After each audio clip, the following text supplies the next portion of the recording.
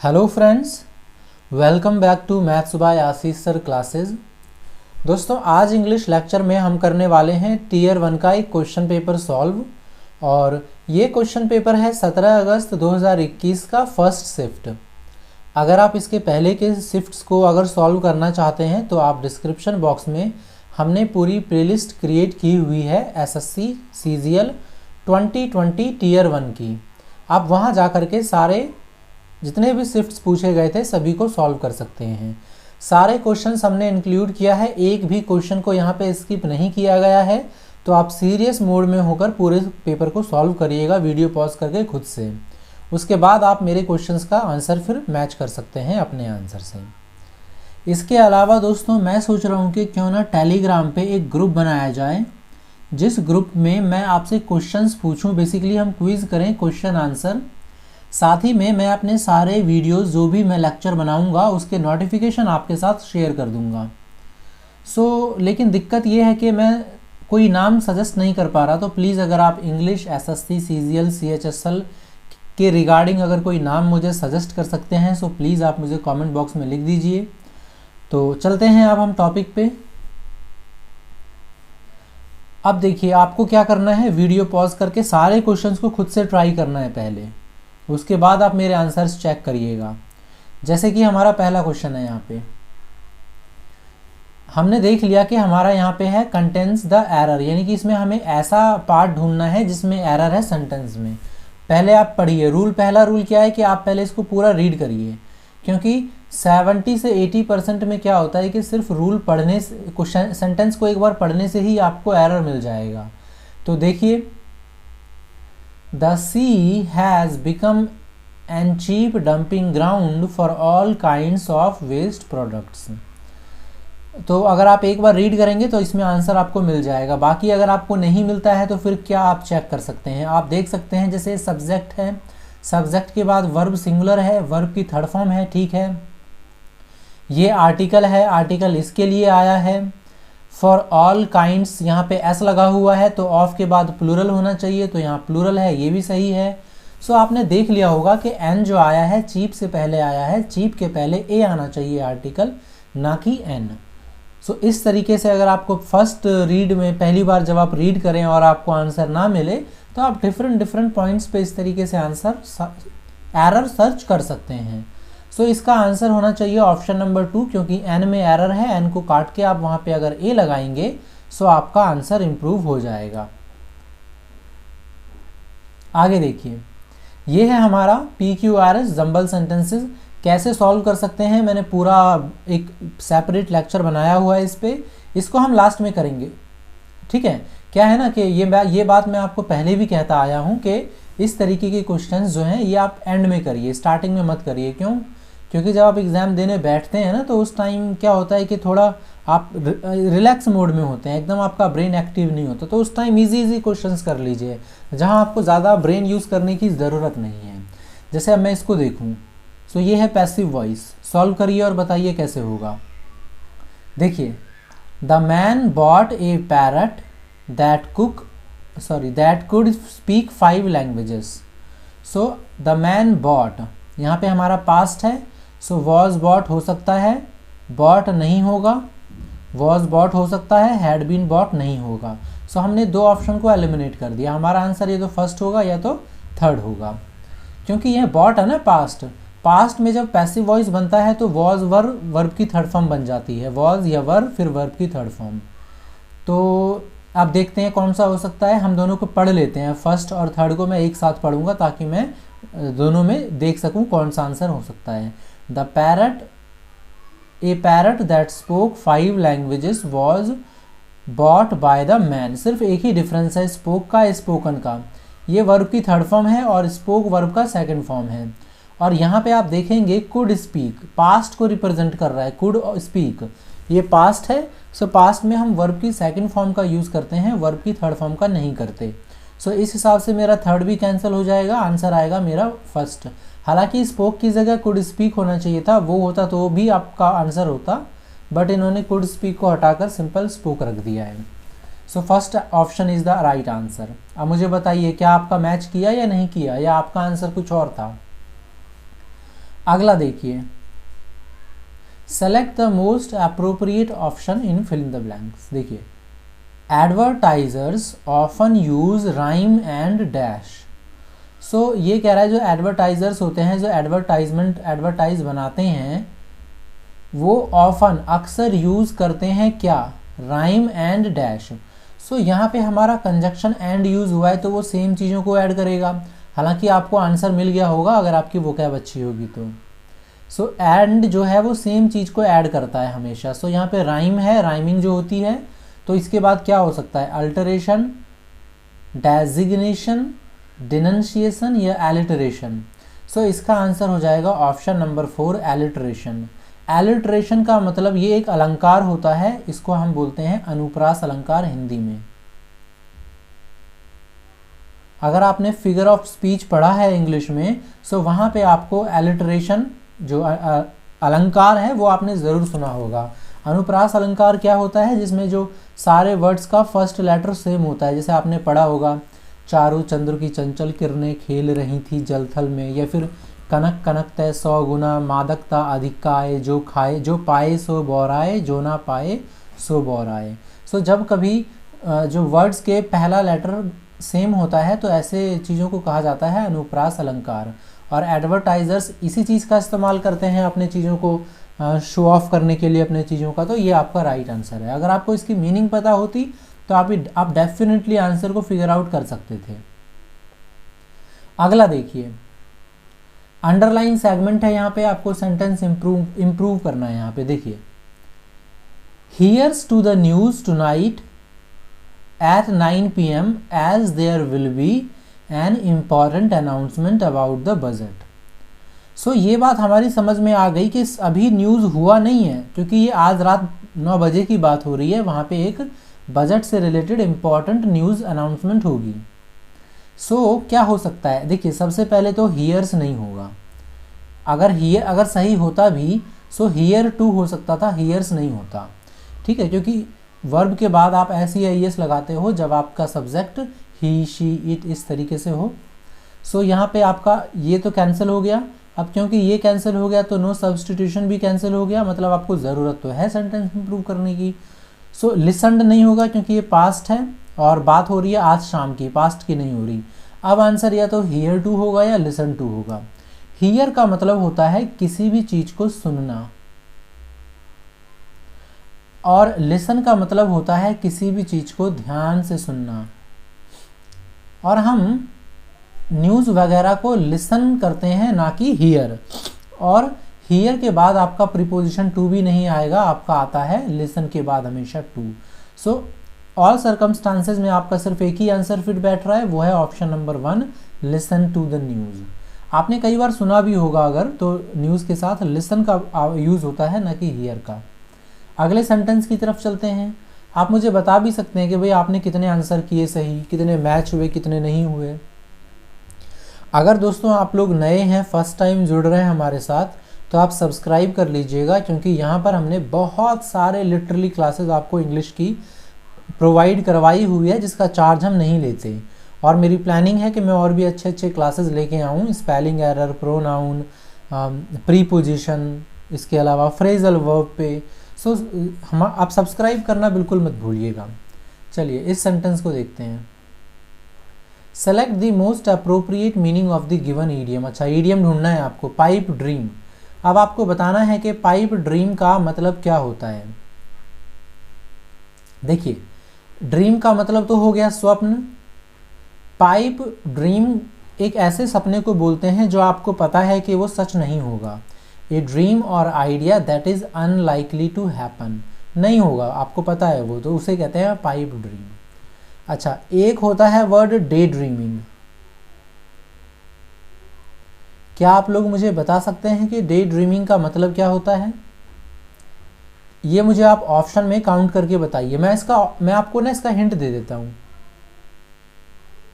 चलिए, ये इसका वो है एक तरीके से हिंट कि ऐसा कुछ वर्ड होता है डे ड्रीमिंग से।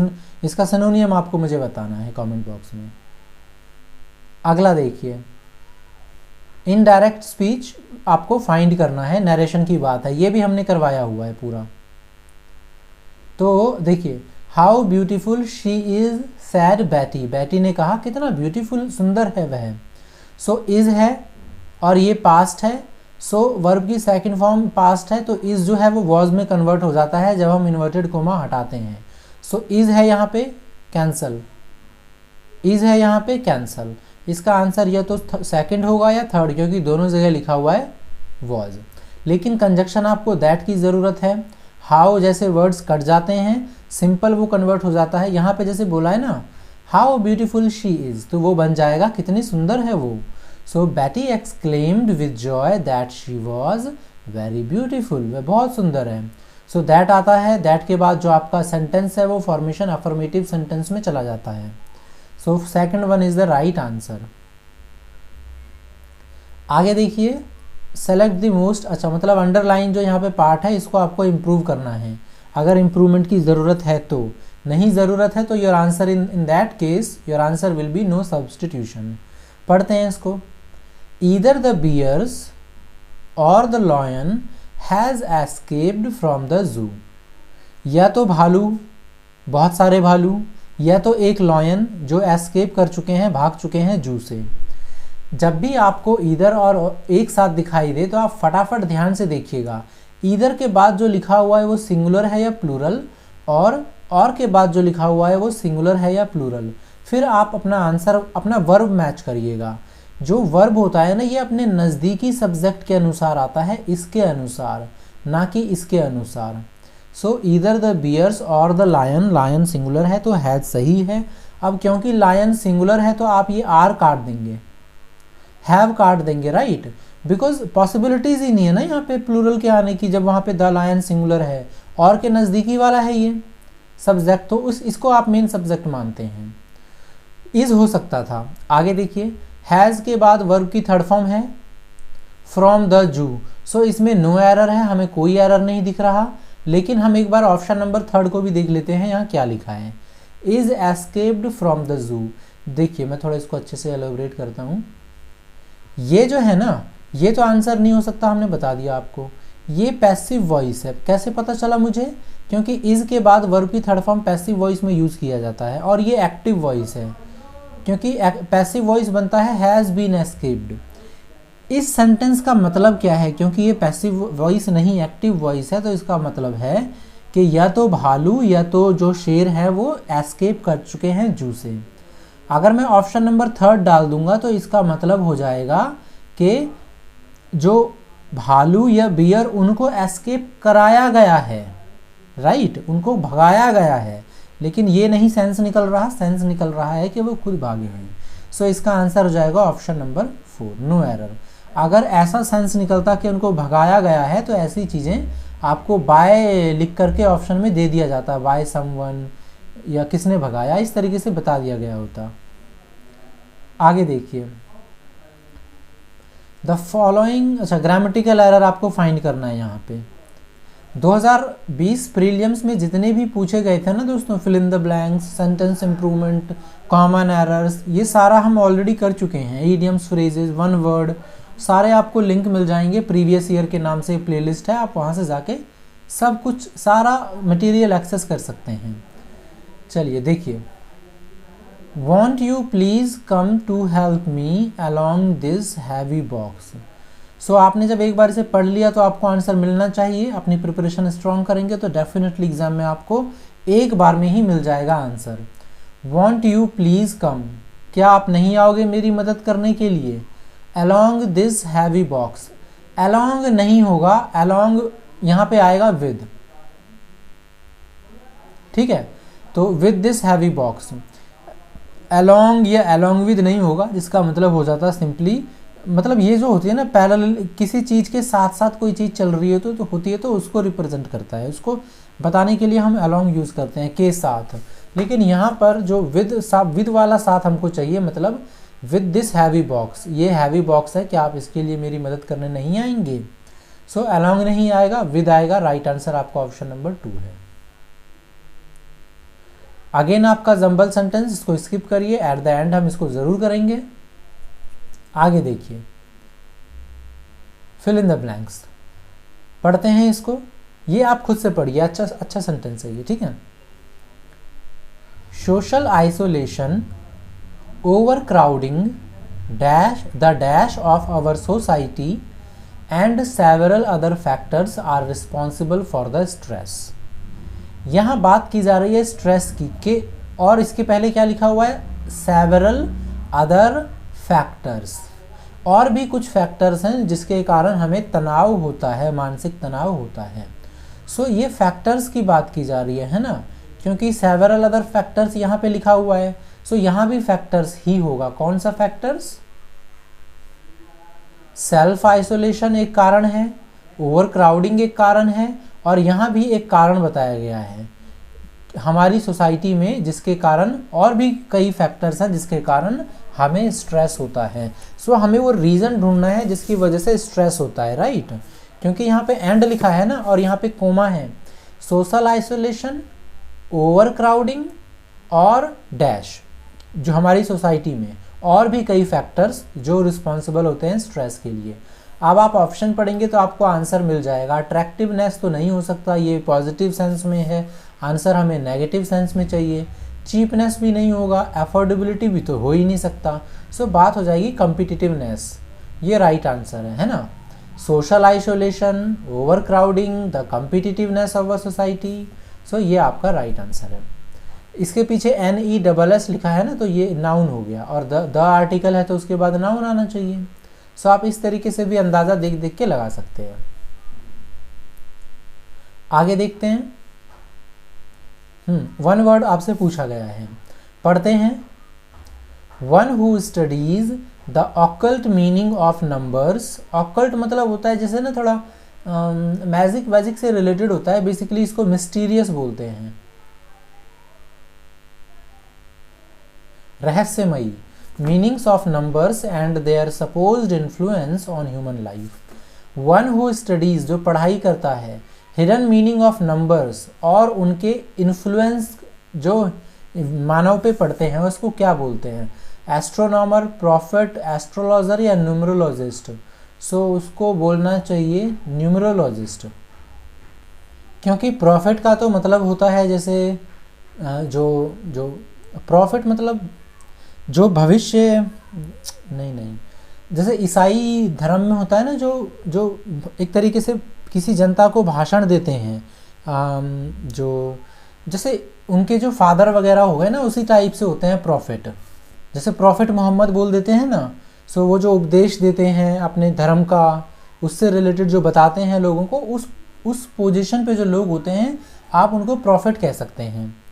एस्ट्रोनॉमर तो हो गया जो जैसे स्पेस में ट्रैवल करता है, स्पेस में ट्रैवल करने वाले को बोलते हैं एस्ट्रोनॉमर, अंतरिक्ष यात्री हिंदी में। एस्ट्रोलॉजर को ना हिंदी में आपको इसको एक्सप्लेन करता हूँ क्योंकि यहाँ पे कन्फ्यूज़न होता है। हिंदी में तो इसको बोलते हैं खगोल शास्त्री,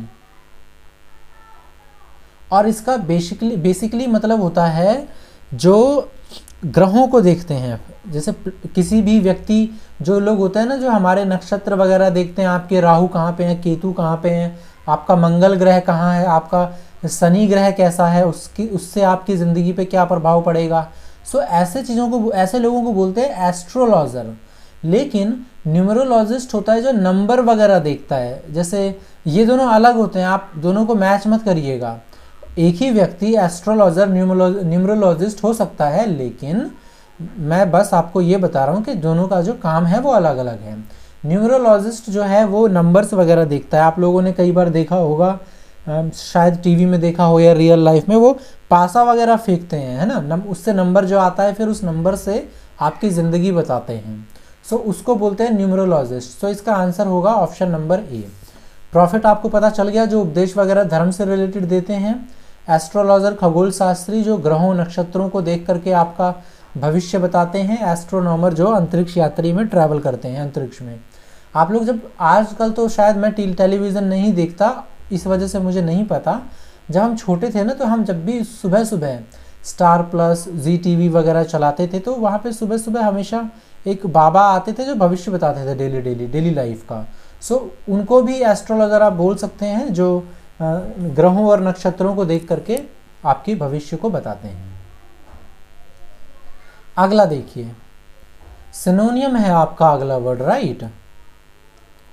सो मंच, मंच का मतलब क्या होता है, आप इसका आंसर ढूंढ सकते हैं, थोड़ा अंदाज़ा लगाइए। हम लोग मंच खाते हैं ना, मंच चबा के खाते हैं, च्यू, च्यू मतलब भी होता है चबाना। सो ये इसका सिनोनियम हो गया। यहाँ पे जो ड्रू है, ड्रॉ आपने वर्ड पढ़ा होगा, किसी चीज़ को ड्रॉ करना, उसका पास्ट है। फ्लू जो होता है फ्लाई का पास्ट होता है, फ्लाई मतलब उड़ना। बर्प, बर्प का ना क्या बोलते हैं, ढकार मारना, ढकार मारना बोलते हैं बेसिकली बर्प। सो इसका राइट आंसर हो जाएगा च्यू। आप मंच से रिलेट करके रखिएगा, मंच मतलब क्या होता है, मंच मतलब किसी चीज़ को चबाना, और उसी के नाम पे वो चॉकलेट वगैरह है मंच। सो इसका राइट आंसर है च्यू। सिनोनियम, सिनोनियम ढूंढना है आपको किसका, टर्मिनेशन का, टर्मिनेशन का आपको ढूंढना है सिनोनियम। सो टर्मिनेशन का मतलब क्या होता है, टर्मिनेट करते हैं किसी भी चीज़ को, आपने पढ़ा होगा टर्मिनेट। टर्मिनेट करने का मतलब होता है किसी भी चीज़ को ख़त्म कर देना, रद्द कर देना। जैसे कि बोलते हैं ना, किसी को पोजीशन से टर्मिनेट कर देते हैं, पद से। जैसे आपने मूवी देखी होगी टर्मिनेटर, टर्मिनेटर का काम ही था टर्मिनेट करना, एलिमिनेट करना, उसको मारने के लिए ही बनाया जाता है। आपने सुना होगा, जैसे टर्मिनल सुना है आपने रेलवे स्टेशन से रिलेटेड। हर नाम के पीछे टर्मिनल नहीं लिखा होता।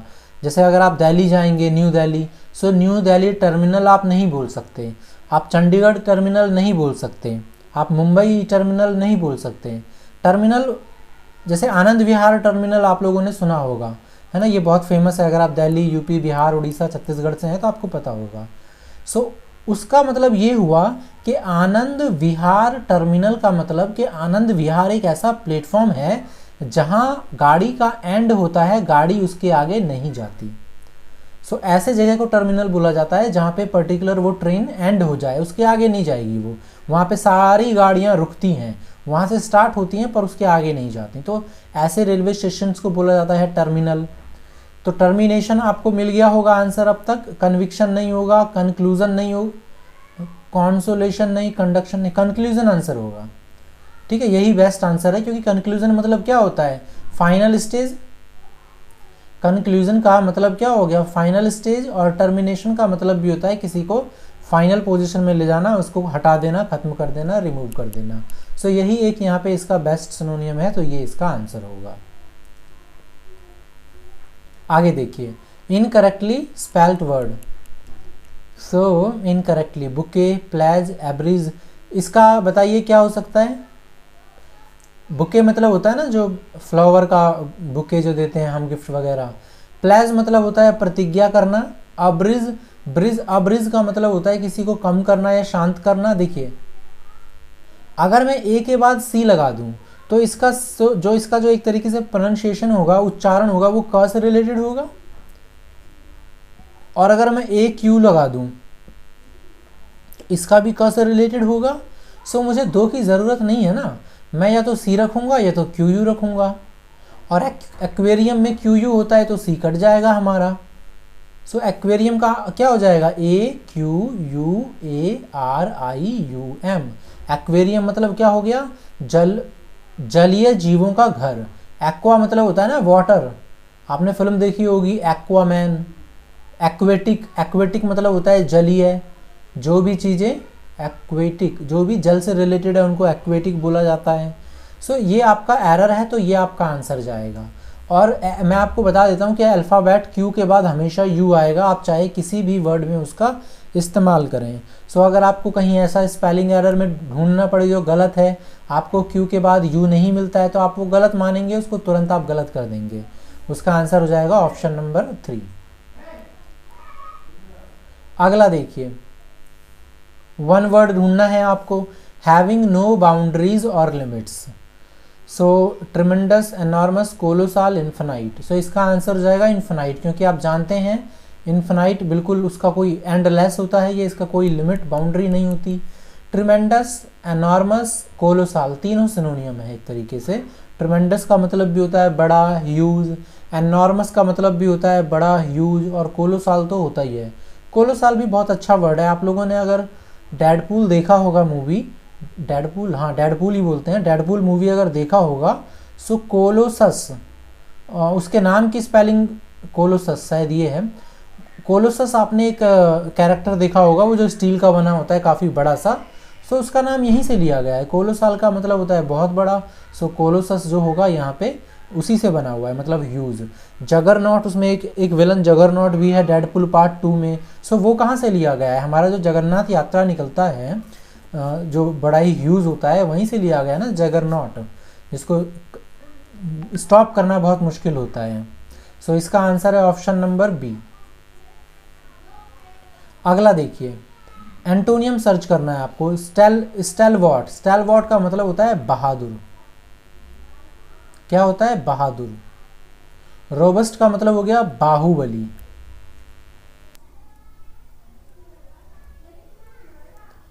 अब देखिए यहां पे मैं आपको एक बड़ा अच्छा सा वर्ड बताता हूं, फर्म लिखा हुआ है यहाँ पे। सो जो फर्म होता है, फर्म का मतलब क्या हो सकता है? फर्म बताने से पहले मैं आपको इनफर्म बताऊंगा। फर्म का मतलब हो गया ना स्थिर, जो टिकाऊ हो, जिसमें दम हो। तो इनफर्म मतलब क्या हो जाएगा? जिसमें दम ना हो।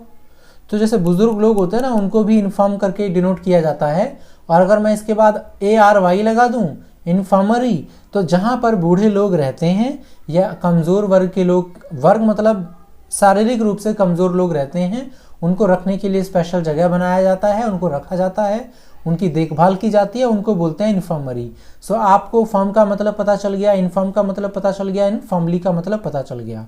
हालांकि आंसर तो आपको मिल ही गया होगा, आंसर तो आप समझ ही गए होंगे कि कावर्डली इसका आंसर है, क्योंकि स्टेलवॉट मतलब होता है बहादुर, तो कावर्डली मतलब उसका एंटोनियम कायर। एक वर्ड बचा हुआ है आपका स्टाउट। स्टाउट भी सेम होता है, मतलब मोटा ताज़ा, बिल्कुल बोलते हैं ना, मोटा ताज़ा एकदम तगड़ा, healthy, John Cena, Undertaker type का, स्टाउट। सो ये भी सिनोनियम है, बट आपका राइट आंसर है कावर्डली, क्योंकि आपको एंटोनियम ढूंढना था, ना कि सिनोनियम। एक और वर्ड होता है, मैं आपको एक वर्ड बताना चाहता था, मुझे याद नहीं आ रहा। अच्छा, कभी मैं बता दूंगा, याद आएगा तो। अभी चलते हैं अगले सेंटेंस पे, अगले क्वेश्चन पे। ये है हमारा ईडियम, हरक्यूलिन टास्क। हरक्यूलिन टास्क किसको बोलते हैं? आप लोगों ने ग्रीक मैथोलॉजी में गॉड हरक्यूलिन पढ़ा होगा या सुना होगा, मूवी देखी होगी। हरक्यूलिन मतलब ऐसा जिसके पास बहुत ताकत होती है, उसको गॉड ऑफ स्ट्रेंथ भी बोलते हैं। हरक्यूलिन को क्या बोलते हैं? God of strength. So Herculean task एक ऐसे टास्क को बोलेंगे जिसके लिए आपको बहुत ज़्यादा स्ट्रेंथ की ज़रूरत हो। अब यहाँ पे 4 ऑप्शन में आप खुद ही आंसर सर्च कर लीजिएगा पॉज करके। मैंने बता दिया हरक्यूलिन मतलब जिसको स्ट्रेंथ बोलते हैं। तो हरक्यूलिन टास्क ऐसा काम जिसको करने के लिए आपको बहुत ज़्यादा स्ट्रेंथ की ज़रूरत हो। अब आप खुद से आंसर ढूंढिए और बताइए क्या होगा। अगला देखिए, स्लर। स्लर का मतलब क्या होता है? आपको ढूंढना है एंटोनियम। देखिए, आप लोगों ने एक ईडियम पढ़ा होगा, अगर पढ़ा होगा तो ठीक है, अदरवाइज देखिए, कास्ट ए स्लर। कास्ट मतलब होता है ना थ्रो करना, फेंकना। सो कास्ट ए स्लर का मतलब होता है to defame someone. Defame, fame का डिफेम उल्टा, बदनाम करना, किसी को इंसल्ट करना, किसी पर कलंक लगाना, लांछन लगाना। कास्ट ए स्लर उसका ईडियम होता है। सो स्लर का मतलब हो गया इंसल्ट। सो ये जो है ये इसका हो गया सिनोनियम, लेकिन हमको चाहिए एंटोनियम। सो इंसल्ट का एंटोनियम होता है तारीफ करना। सो एंटोनियम ये आपका आंसर हो जाएगा। अगला है इनकरेक्टली, यानी आपको ढूंढना है जो गलत होता है, जो इनकरेक्ट है वो आपको ढूंढना है। सो इनक्रीमेटिंग, अनप्रीटेंशियस, कैंसलेशन, एम्बॉडीमेंट। बताइए कमेंट करके क्या आंसर होगा इसका। एम्बॉडीमेंट का मतलब होता है जैसे किसी चीज़ को सजाना टाइप का, एक तरीके से डेकोरेट करना। इसका आंसर है अनप्रिटेंशियस। TIOUS होता है, यहाँ पे T होना चाहिए था, अब ये सही हो गया। प्रिटेंशियस या प्रिटेंट का मतलब होता है ना दिखावा करना, आडंबर, बहाना बनाना, किसी भी मतलब बहाना नहीं, दिखावा करना, शो ऑफ करना। अगर मैं इसके पहले अन लगा दूंगा तो ये इसका एंटोनियम हो जाएगा दिखावा ना करना, आडंबरहीन। आडंबर मतलब होता है कि किसी भी चीज़ को बढ़ा चढ़ाकर शो ऑफ करना। आडंबरहीन का मतलब हो जाएगा जिसमें ऐसी क्वालिटीज़ ना हो। क्लियर है? इसका आंसर ऑप्शन नंबर 2 है। अब देखिए, हमारा क्लोज टेस्ट आ गया। हमने कुछ मिस किया था ना, क्या मिस किया था हमने मिस किया था ये। चलिए इसको कर लेते हैं एक बार, क्वेश्चन नंबर क्लोज टेस्ट देखने से पहले। सो अब ये कैसे करेंगे, मैंने इसका भी वीडियो बनाया हुआ है, आप देख सकते हैं। सबसे पहला काम होता है कि आप यहाँ पे चेक कर लीजिए, सी है, ए है, सी है, बी है। सबसे पहला मैं पढ़ लेता हूँ। Most important however are its oils. आप भी एक बार पढ़ के पॉज करके बताइए इसका आंसर क्या होगा, ठीक है।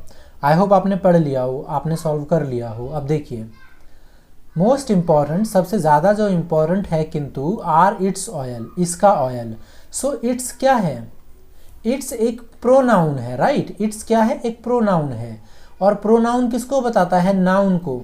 कभी भी किसी भी स्टोरी की शुरुआत आप प्रोनाउन से नहीं करते, आप हमेशा नाउन से करते हैं। फिर बाद में जब इसका यूज़ हो तो हम नाउन बार बार लगाने से बचने के लिए हम प्रोनाउन का यूज़ कर देते हैं, ताकि सेंटेंस की सुंदरता बनी रहे। इसी वजह से हम सेंटेंस की सुंदरता बनाने के लिए प्रोनाउन का यूज़ करते हैं। तो इसका मतलब हुआ कि अल्फ़ाबेट ए से सेंटेंस या इस पैराग्राफ की स्टार्टिंग नहीं हो सकती। सो मैं अल्फ़ाबेट ए कहाँ पे है, ऑप्शन नंबर सेकंड में, मैं इसे कट कर दूंगा। बी पढ़ते हैं। कोकोनट प्रोडक्ट्स आर, यानी नारियल के जो प्रोडक्ट्स हैं यूज़ किए जाते हैं to make everything from clothing to animal feed to beauty creams. यानी everything, clothing to animal, clothing हो गया, एनिमल फीड हो गया, ब्यूटी क्रीम्स हो गया, सब के लिए किसका यूज़ किया जाता है, कोकोनट प्रोडक्ट्स का। अब यहाँ से शायद शुरू हो, हालांकि आपको एक्सपीरियंस होने के बाद समझ में आ जाएगा, लेकिन मैं शायद बता रहा हूँ, आगे देखते हैं। The coconut is a very useful plant with a wide range of products being sourced from it. So coconut जो है बहुत ज़्यादा यूजफुल प्लांट है with a wide range of products. So उसके जो प्रोडक्ट्स की रेंज है ना बहुत ज़्यादा है, बीइंग सोर्स्ड फ्रॉम इट। इसका मतलब हुआ कोकोनट एक बहुत यूजफुल प्लांट है और इसके जो प्रोडक्ट्स हैं ना जो हमें प्राप्त होते हैं इससे, कोकोनट का प्रोनाउन आ गया, इससे, वो बहुत सारे हैं। तो यहाँ पे देखिए प्रोडक्ट्स की बात, अब आपको प्रोडक्ट्स बताया गया है। सो आप सेंटेंस का एंड देखेंगे तो आपको समझ में आएगा कि यहाँ प्रोडक्ट की बारे में, यहाँ प्रोडक्ट की बात की गई है कि बहुत सारे प्रोडक्ट्स हैं। अब यहाँ पे उसको एक्सप्लेन किया गया है कि किस प्रकार के प्रोडक्ट्स। इसका मतलब पहले सी आएगा, सी आएगा मतलब बी नहीं आएगा, मैंने इसको एलिमिनेट कर दिया। सो अब कंफर्म हो गया कि पहला ऑप्शन सी है मेरा। आप इस तरीके से रिलेट कर सकते हैं पहले सेंटेंस को अगले सेंटेंस से, वर्ड्स को आपस में। अब देखिए इसका आंसर क्या होना चाहिए, सी को हमने पढ़ लिया, जहाँ पे हमें पता चला कि उसके प्रोडक्ट बहुत सारे हैं कोकोनट के। यहाँ इसके बाद बी आना चाहिए, मुझे तो पता चल गया क्यों बी आना चाहिए, क्योंकि जिस प्रोडक्ट की बात यहाँ पे की जा रही थी उसके अगले में प्रोडक्ट्स बता दिए हैं। Coconut products are use to make everything from, बहुत सारे जो उसके यूज हैं वो बता दिया है आपको क्या क्या है। सो बी हो गया। इसके बाद क्या लिखा हुआ है ऑप्शन 3 में, डी। एक बार डी पढ़ लेते हैं। Its kernel is harvested for its edible flesh. Kernel मतलब क्या होता है, ये बहुत बहुत अच्छा वर्ड है, ये आपको पता होना चाहिए। इसको दो तरीके से यूज़ करते हैं। इसका मेन मतलब तो होता है किसी भी फल का बिल्कुल बीच वाला हिस्सा, गूदा जो होता है ना, जैसे सेब के बीच में जो गूदा होता है वो। लेकिन कर्नल को एकदम बीच की चीज़ों को दिखाने के लिए भी, बिल्कुल क्रक्स मेन चीज़ों को दिखाने के लिए भी कई बार कर लिया जाता है। सो कोर, जैसे कोर बोल देते हैं, CORE। सो इसका जो कर्नल है harvested from its edible flash and delicious water. उसे हम खाते हैं ना और पानी भी पीते हैं उसका, नारियल का। Which while it husk is used for strong fibres. Husk मतलब हो गया उसका जो ऊपर का रुआ होता है ना, जो जिसको हम बहुत सारे, हम कई बार पहले के ज़माने में बर्तन साफ करने के लिए यूज़ किया जाता था, अब उसका फाइबर बनाने के लिए यूज़ किया जाता है, वो बहुत स्ट्रॉन्ग होते हैं। लास्ट में बताया है आपको मोस्ट इम्पॉर्टेंट, उसका जो ऑयल्स होता है विच आर एक्सट्रैक्टेड, फिर उसको प्रोसीड किया जाता है और मार्केट में उसको culinary, medicine and cosmetic use के लिए भेजा जाता है। कलिनरी यहाँ पे एक वर्ड लिखा है, इसका मतलब होता है खाने पीने से रिलेटेड, याद रखिएगा, ये भी बहुत यूज होता है। सो इसका आंसर हो गया ऑप्शन नंबर सी। आप चाहें तो एक बार फर्स्ट को भी देख सकते हैं, फर्स्ट के लास्ट को ध्यान से देखेंगे ना, यहाँ बी लिखा हुआ है और बी लास्ट तो नहीं हो सकता, बी जो होगा वो सी के बाद आएगा, बी लास्ट में तो नहीं ही जा सकता, क्योंकि यहाँ प्रोडक्ट्स की बात की गई है, बाद में उस प्रोडक्ट्स को एलोबरेट किया गया है। सो इस हिसाब से आप अंदाजा लगाएंगे, इसका आंसर है ऑप्शन नंबर सी। इसके बाद अगला क्या था, 10, क्वेश्चन नंबर 10। देखिए यहाँ पे भी alphabet A D D B है। अगर आप चाहते हैं कि आप ये खुद से करें, मैं ना बताऊं, तो वीडियो पॉज करिए, आगे बढ़िए या सॉल्व करिए, फिर आगे बढ़िए। चलिए मैं बता देता हूं, क्योंकि मेरा काम है, बहुत सारे स्टूडेंट्स देखेंगे तो कुछ की ख्वाहिश ज़रूर होगी कि मैं ही इसको सॉल्व करूँ। बाकी पॉज करके आप सारे सॉल्व करिए एक बार। देखिए बट इन स्नैपिंग, सो यहाँ से सेंटेंस की शुरुआत नहीं हो सकती। अल्फ़ाबेट ए कहाँ पे है, फर्स्ट में काट दिया। यहाँ पे डी डी बी, जैसा कि हम पिछले सेंटेंस में डिस्कस कर चुके हैं already. So when he was crossing, he क्या है आपका, प्रोनाउन है। सेंटेंस की शुरुआत नाउन से होती है, ना कि प्रोनाउन से। सो बी भी कट गया, अब डी बचा हमारा, यानी ये कंफर्म है कि पहला वाला डी आएगा। अच्छा चलिए मैं इसको नहीं बताता, क्योंकि ना ये इजी है, मैंने देखा नहीं था। ये एक डॉग है, वो खाना चुराता है, नदी क्रॉस करता है, आसान है, इसको आप खुद से करिएगा। चलिए अगले सेंटेंस की तरफ, अगले क्वेश्चन की तरफ चलते हैं। हमारा अगला क्वेश्चन कौन सा था, हमारा अगला क्वेश्चन था क्लोज टेस्ट। देखिए क्लोज का मतलब होता है आसपास की संबंधित चीजें। क्लोज टेस्ट का मतलब होता है कि आसपास की संबंधित चीजों को रिलेट करके सही सही बिठाना है। सो आप क्या करेंगे, वीडियो पॉज करिए और पूरा रीड करिए। रीजन मतलब प्रोसेस यही है सॉल्व करने का। अगर आप एक बार में नहीं कर पा रहे हैं तो पहले पूरा रीड कर लीजिए अच्छे से। तो यही होता है रूल इसको सॉल्व करने का। तो आप, क्योंकि मैं यहाँ पे क्लास करवा रहा हूँ आपको, तो मुझे ज़रूरत नहीं पड़ेगी आपको पढ़ने, इस पूरे सेंटेंस को पढ़ने की। आप पॉज करके ज़रूर पढ़िए। चलिए देखिए वाटर, वाटर के बाद लगा हुआ है कॉमा, इसका मतलब यहाँ पे जो बात है वो पानी की जा रही है। वाटर एक ऐसा सब्सटेंस जो कंपोज्ड ऑफ, बना होता है chemical element hydrogen and oxygen से। Dash in gaseous liquid and solid state, जो गैसियस लिक्विड और सॉलिड स्टेट। अब यहाँ पे क्या आना चाहिए ऑप्शन नंबर 1 में, देखते हैं। लास्ट मतलब अंतिम, एंड्योर्स मतलब टिकाऊ, सर्वाइव्स मतलब जो सर्वाइव कर जाए, एग्जिस्ट मतलब पाया जाता है। आपको आपका आंसर मिल चुका है, ये बात तो मैं समझ चुका हूँ। Exists in gaseous liquid and solid states, क्योंकि यहाँ पे बात कर रहा है ना जो पाया जाता है, एग्जिस्ट किया जाता है, तीनों फॉर्म में एग्जिस्ट किया जाता है। आगे देखिए, it is dash the most प्लेंटिफुल essential dash compounds. So it is one of होना चाहिए। चलिए ऑप्शन देखिए 1 है या नहीं, बिल्कुल 1 है, क्योंकि ना ये पढ़ के ही पता चल गया था। इट इज, इट देखिए यहाँ पे प्रोनाउन आ गया, किसका प्रोनाउन है, पहले नाउन यूज किया गया था, अब सेंटेंस में कभी भी वाटर यूज नहीं किया जाएगा। कर सकते हैं पर नहीं किया जाता, प्रोनाउन ही यूज किया जाएगा। तो यह है one of the most प्लेंटिफुल, one of the most प्लेंटिफुल and essential of compounds. यहाँ पे प्लूरल है कंपाउंड्स, मैं तभी समझ गया था कि यहाँ पे 1 आएगा, बहुत सारे में से एक। Essential of compounds, A tasteless and order मतलब होता है स्मेल, ऑर्डरलेस यानी smell-less liquid at room temperature, यानी ये जो है घर के तापमान पे क्या रहता है, बिल्कुल ना दिखता है ना टेस्टलेस होता है, मतलब टेस्ट भी नहीं होता और स्मेल भी नहीं होता। इट हैज़ मतलब पानी के पास है, the important dash to dissolve many other substances, मतलब इसके पास कुछ है, क्या करता है वो, डिजॉल्व कर देता है बहुत सारे सब्सटेंसेस को। ऐसे करने की इसके पास कुछ तो है, जिसके बाद टू आता है, तो एबिलिटी होनी चाहिए।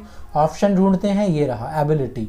सो एबिलिटी मतलब क्या होता है, एबिलिटी मतलब होता है क्षमता, इसके बाद आती है preposition to, ability to dissolve many other substances. अब देखिए प्रोफिशिएंसी का मतलब होता है निपुण होना, इसके बाद इन आता है। नेक ऑफ, नेक ऑफ, नेक का मतलब आप मुझे बताइए क्या होता है। नेक एक बहुत अच्छा वर्ड है। नेक और इसके 2-3 सिनोनियम भी बताइए मुझे। ठीक है, अब आगे देखते हैं। कॉम्पिटेंस का तो कोई सेंस नहीं है यहाँ पे वैसे भी, हालांकि मैं बता दूं कि कॉम्पिटेंस और नेक थोड़ा थोड़ा सिमिलर तो है ही, पर आपको फिर भी बताना है कि इसका मीनिंग क्या होगा। वैसे तो सारे ही थोड़े थोड़े सिमिलर हैं। एबिलिटी मतलब भी क्षमता, प्रोफिशिएंसी मतलब भी निपुण, लेकिन एबिलिटी के बाद टू आता है और एबिलिटी ही होगा, यहाँ पे क्षमता दिखा रहा है। आगे देखिए, इंडीड, वास्तव में। द डैश ऑफ वाटर, कुछ है वाटर का। एज ए सॉल्वेंट, एक सॉल्वेंट के होने के हिसाब से, सॉल्वेंट उसको बोलते हैं ना जो किसी भी चीज़ को डिसॉल्व कर देता है। Is essential to living organism, ये बहुत ज़रूरी है किसके लिए, किसी भी जीवित प्राणी के लिए। सो इंडीड द क्या होगा, वर्सैटिलिटी, वर्सैटिलिटी होता है, वेरासिटी, वेलोसिटी, वैलिडिटी। आपने एक वर्ड पढ़ा होगा वर्सटाइल, वर्सटाइल। वर्सटाइल मतलब क्या होता है, वर्सटाइल का मतलब होता है बहुमुखी, जिसके पास बहुत सारा टैलेंट हो, राइट। ओके, इसके बाद तो यहाँ पे इसके बाद है वेरासिटी। वेरासिटी का मतलब होता है ट्रुथ। वेलोसिटी का मतलब गति। वैलिडिटी का मतलब आप समझ ही गए, वैलिडिटी होती है जो किसी भी चीज़ की। तो यहाँ पे आएगा वर्सैटिलिटी, यानी कि उसकी जो बहुत सारी योग्यताएं हैं, जो बहुत सारे कामों में निपुण हूँ। सो ये यहाँ पे इसका आंसर आएगा ऑप्शन नंबर 5। अगर आपको इस क्लोज टेस्ट में कोई डाउट होता है तो पूछिएगा। मैं क्लोज टेस्ट की अलग से भी सीरीज करवा रहा हूँ, तो मैं वहाँ पे भी आपको ये करवा दूंगा फिर से। दोस्तों, जब मैंने ये वर्सटाइल वर्ड पढ़ा तो मुझे कुछ चीज़ याद आ गई। मैंने पॉज लिया था ना अभी छोटा सा। सो एक्चुअली VIE, एक बार हमने एक छोटा सा कोचिंग खोला था, उसका नाम रखा था मैंने VIE। इसका फुल फॉर्म था वर्सटाइल इंस्टीट्यूट ऑफ एजुकेशन। सो मुझे लगता है कि मुझे टेलीग्राम ग्रुप का नाम जो है ना यही रखना चाहिए। मुझे लग रहा है शायद। प्लीज़ आप लोग अगर यहाँ तक वीडियो देख चुके हैं तो एक बार कमेंट करके ये ज़रूर बताइए क्या ये नाम कैसा है, वर्सटाइल इंस्टीट्यूट ऑफ एजुकेशन। तो चलिए, आप लोगों ने यहाँ तक वीडियो देखा, इस लेक्चर को देखा, आपने कुछ सीखा ज़रूर होगा। अगर आपने कुछ सीखा है तो मैं मानूंगा मेरा ये प्रोजेक्ट सक्सेसफुल हुआ। सो अगले सेट को हम ज़रूर सॉल्व करेंगे। आप वीडियो को लाइक कर लीजिए, सब्सक्राइब कर लीजिए। कुछ बताना है तो कमेंट करके बताइए। मिलते हैं आपसे अगले वीडियो में, तब तक के लिए आप सभी को जय हिंद।